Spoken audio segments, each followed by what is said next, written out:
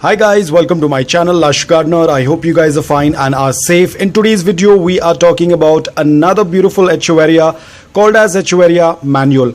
Now I have two of these, both of them are Echeveria Manuel, but this one is in indirect bright light, whereas this one receives a good amount of morning direct sunlight for 5 to 6 hours. So you can see the major difference in both of these varieties. They look quite similar, but again it has a lot of difference when it comes to morning direct sunlight for 5 to 6 hours and indirect bright light. But what I felt is Echeveria Manuel tends to look a lot like Echeveria Bluebird, but then there is a lot of difference in the formation of leaves. These leaves are much more thicker compared to the Echeveria Bluebird.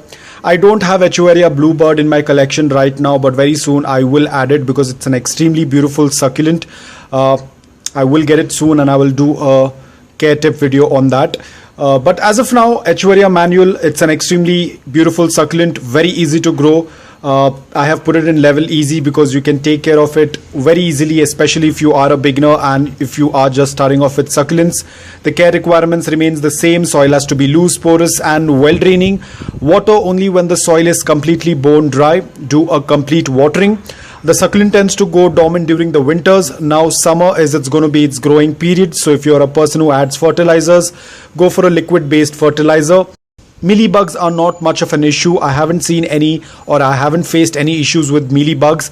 But yes, when it tends to bloom, just cut off the bloom stalk in order to avoid any kind of aphids or mealy bugs. It's very easy to propagate this succulent. You can do a stem cutting, you can do a leaf propagation, you can do beheading, you can separate the offsets once they reach a decent size. When I say decent size, at least they should be 3 to 4 centimeter in size before you separate them from the mother plant. It's an extremely beautiful succulent, very easy to take care. That's why if you are a beginner, if you are just starting off with succulent, you can add it in your collection. It's an extremely beautiful succulent, tends to grow quite good in morning direct sunlight as well as indirect bright light. If you want to grow it indoors, then ensure that you have a good quality of grow light.